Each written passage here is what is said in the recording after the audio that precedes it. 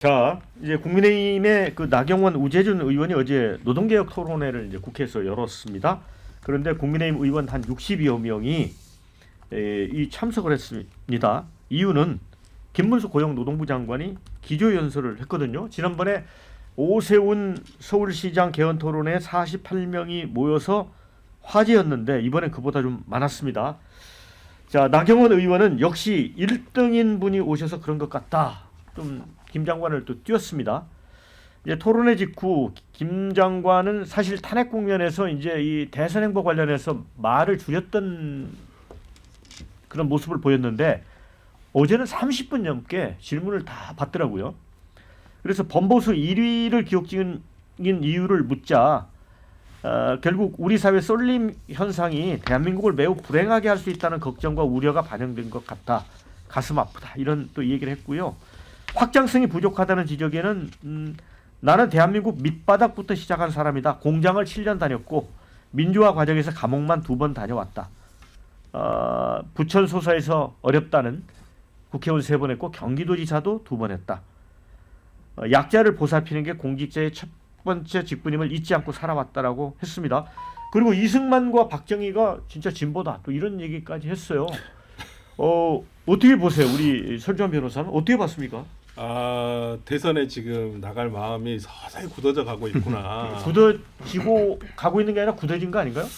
100%까지는 아닌 것 같습니다. 100%까지는 아닌데 지금 우리 이게 굳어지는 한 90%는 굳어지신 것 같고요. 어제 좀 저는 그러니까 뭐 나경원 의원의 주최 그 세미나에서 그 의원들이 많이 참석을 했다. 뭐 이것도 상당히 주목을 했습니다만은 아까 앵커께서 말씀해주신 대로 김문수 장관이 이 모임 후에 거의 기자들의 질답에 대해서 굉장히 오래 얘기를 하고 그다음에 본인의 과거에 살아왔던 어떤 행적, 본인이 뭐 중도 확장성에 대해서도 피력을 했거든요.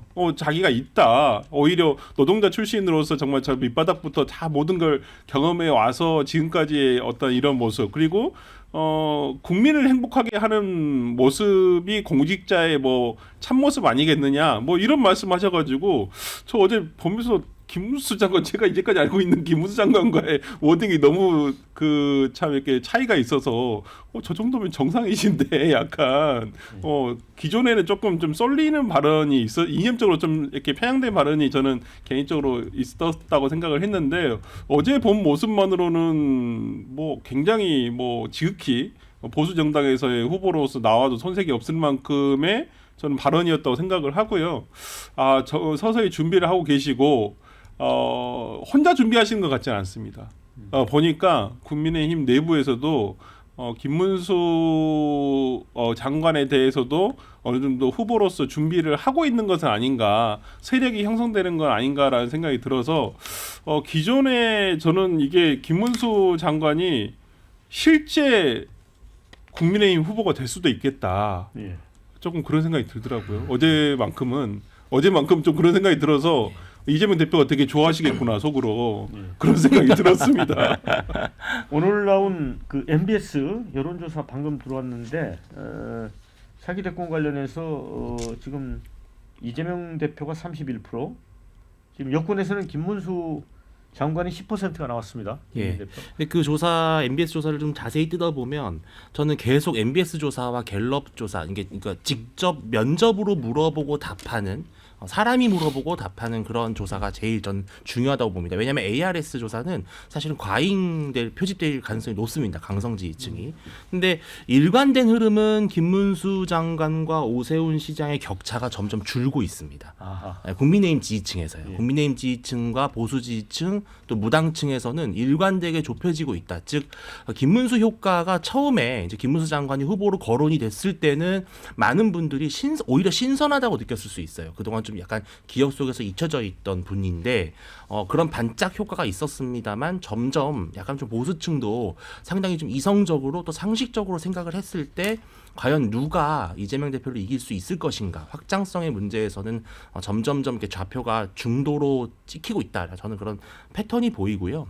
김문수 장관 훌륭하신 분이죠. 실제로 2012년 대선 때만 해도 박근혜 전 대통령이 후보였을 때 김문수 당시 경기지사는 중도 보수 후보였습니다. 참 놀랍죠. 김문수 장관은 한때 중도의 아이콘이었어요.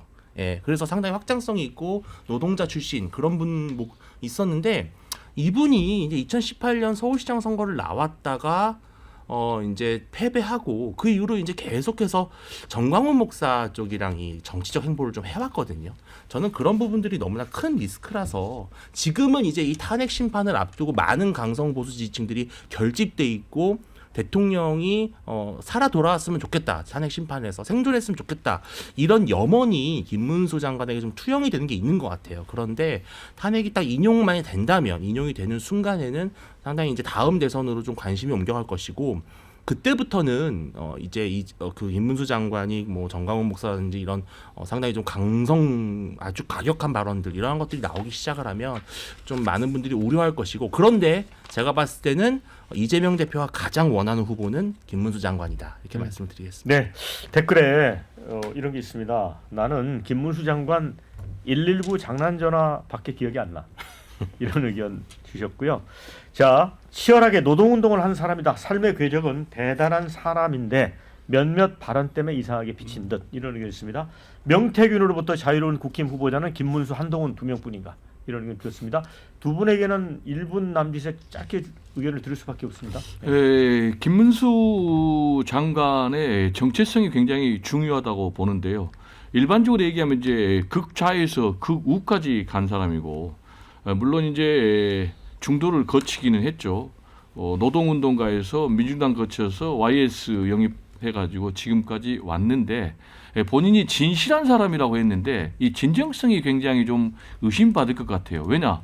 과거에 자기는 민주화 투사라고 했는데 지금은 태극기 투사가 맞는 것 같고 지금 이제 보수의 적통으로 삼고자 하는 그런 전략이 있는 것 같은데 극우의 적통이 된 것 같아요. 왜냐하면 태극기 세력 정광훈 목사랑 같이 자유통일당을 만든 사람이거든요. 창당한 거거든요. 그래서 이런 삶의 궤적을 갖춘 사람을 과연 신뢰할 수 있을지라는 부분. 그래서 결국 이제 12.3 비상계엄을 일으킨 윤석열 대통령의 탄핵 심판이 인용이 된다면 그 이후에도 김문수 1위 이 세의 흐름이 계속 유지가 될지 좀 궁금합니다. 네. 네. 일단은 전 좌파들에게 묻고 싶은 게요. 태극기를 계속해서 비하하는 발언을 하는데 태극기 혐오 발언을 계속하고 있는 것인가. 대한민국 국기 발언을 이 말씀을 좀 드리고 싶고요. 그리고 지금 김문수 장관의 정치 행보 중에서 박근혜 대통령 탄핵에 반대한 것을 가지고 극우라고 하는데 본인이 그 탄핵이 잘못되었다라고 해서 정치적인 소신을 밝히면 극우인 것인가. 결국 좌파들은 본인들을 공격하면 세게 공격하면 극우라고 프레임한다라는 말씀드리겠습니다. 네. 자, 근데 저는 그걸 어저께 이재명 대표가 뭐 방송국에서 토론회를 할 때 이준석 대표를 언급을 했어요. 그 상당히 국민의힘에서는 견제해야 될 내용이에요. 어저께 저는 이준석 대표를 일부러 언급했다고 해요. 이재명 대표가 왜? 이준석 대표로 보수의 편을 가르는 거예요. 그럼 만약에 진짜 김문수 후보 나오고 이준석 대표 나오면 필승이거든요. 저는 어저께 그래서 이재명 대표 상당히 참 고도의 전략을 쓰는구나 이 생각했습니다.